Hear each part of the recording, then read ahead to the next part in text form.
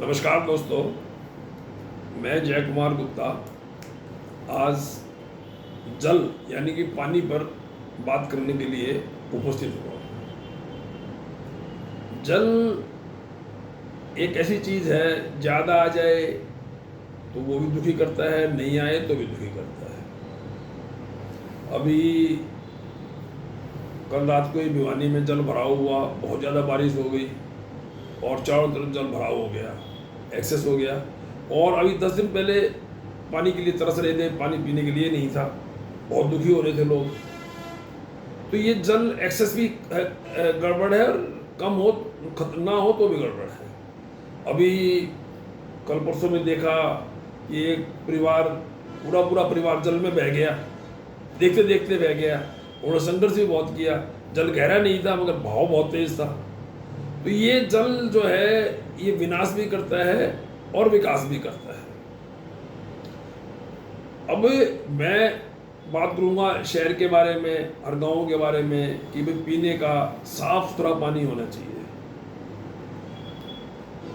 और इतनी क्वांटिटी में होना चाहिए कि आदमी का काम चल जाए।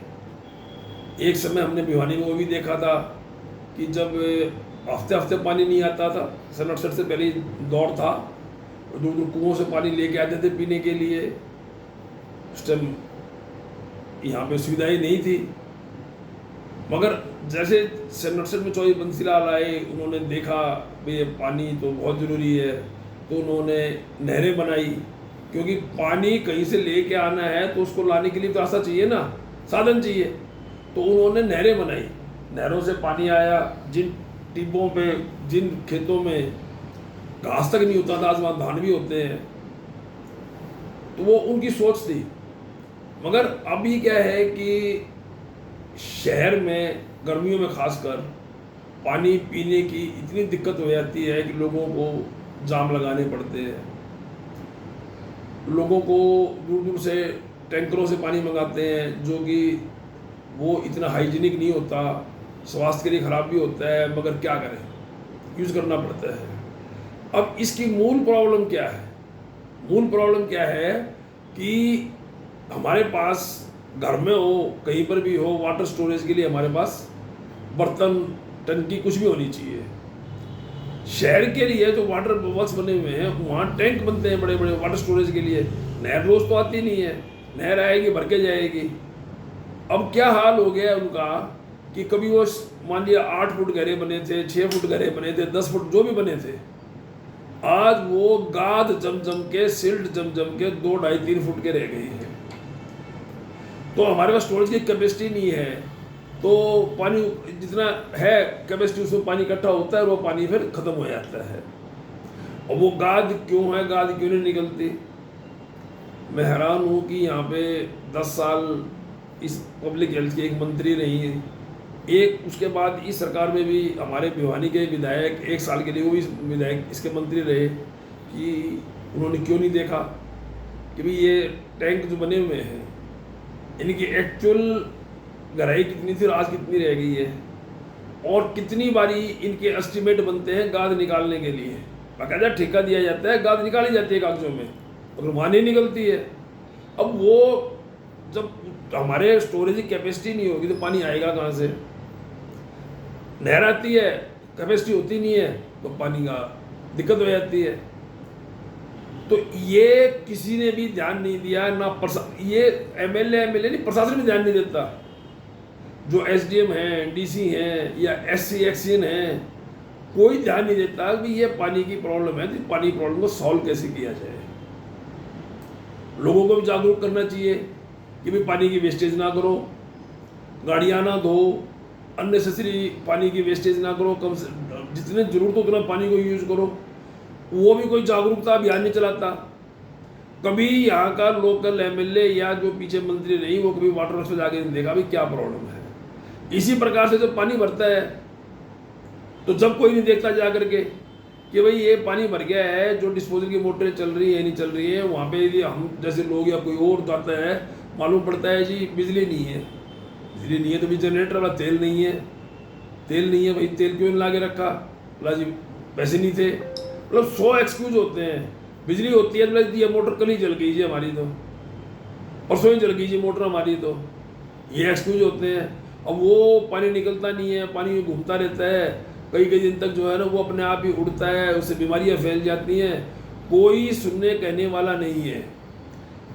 जहाँ पर सरकार का यदि सोच हो, जहाँ जहाँ हमारा पानी भरने की रुकने की जगह है, अब यहाँ पानी इकट्ठा होता है, यदि वहाँ पर हम वाटर डिस्चार्ज, एक वाटर डिस्चार्ज क्या होता है कि वाटर चार्जिंग होती है कि हम इतने नीचे जो चोवा बोलते हैं वहाँ तक हम ड्रिलिंग कर दें, और ड्रिलिंग करके और वो एक पिट बना दें, उस पिट में जो पानी इकट्ठा हो गया आएगा और वो उसके अंदर चला जाएगा और वो हमारे नीचे चोवे में जो नीचे जिसे धरातल बोलते हैं वहाँ पहुँच जाएगा।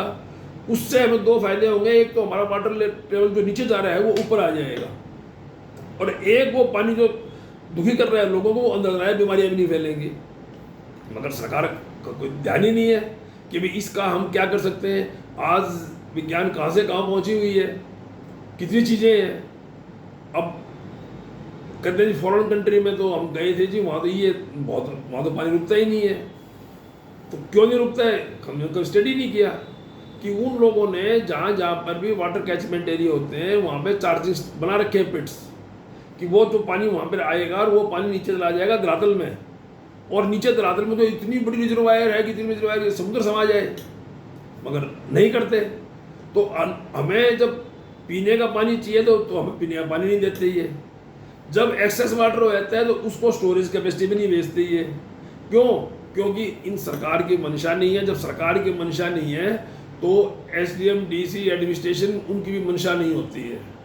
वो कहते हैं ना कि हमारे से यहाँ घर नहीं, हमें किसी का डर नहीं, ये कहावत होती है, तो वही हो रखा है।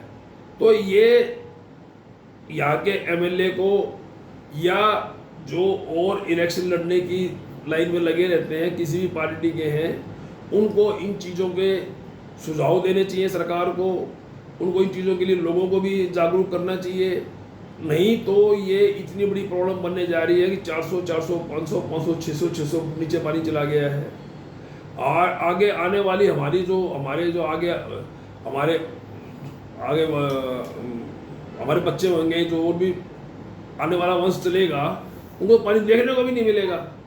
क्योंकि ना तो हम वाटर चार्जिंग कर रहे, सारी सड़कें पक्की हो गई, सब जगह पक्का, बच्चा कहीं रहे नहीं जहाँ से वाटर धरती में जाए, और हम पानी का जब आता है तो उसका बहुत मिसयूज करते हैं, और सरकार तो कतई कोई ध्यान नहीं दे रही है।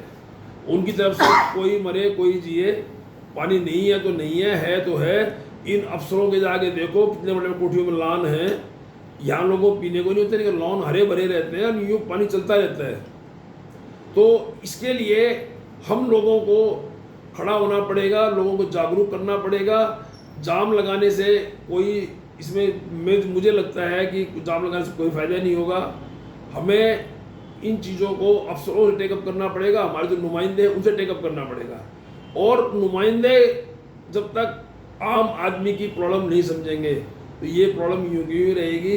तो भाइयों, मैं ये आपको कहने आया था कि अपना प्रतिनिधित्व ऐसा चुनो जो आपके बीच में रहे, आपकी प्रॉब्लम को अपनी प्रॉब्लम सोचे। वो एक कहावत है, जाके पैर न फिटे बिवाई, ओके जाने पीर पराई। तो जो आप लोगों के बीच में रहेगा, मिलता जुलता रहेगा, प्रॉब्लम होंगी तो वो चीज़ें सॉल्व हो सकती हैं। तो मैं अपने आप को आप सामने प्रस्तुत कर रहा हूँ।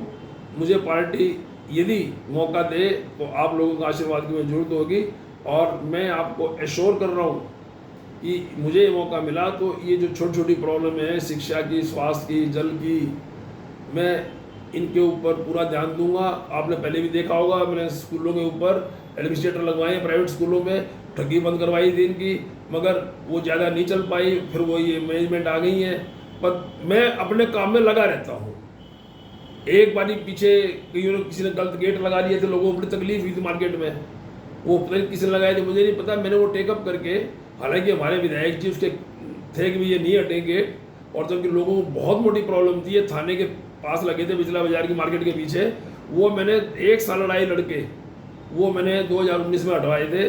मैं अपनी तरफ से पूरी कोशिश रखता हूँ कि किसी भी आदमी को कहीं भी प्रॉब्लम हो, मुझे मालूम पड़ जाए तो मैं लड़ाई लड़ता हूँ। पर मेरी भी एक सीमा है, मैं कोई सरकार में मेरा कोई साझा नहीं है, तो मैं भी अपने अपने संघर्ष करता हूँ।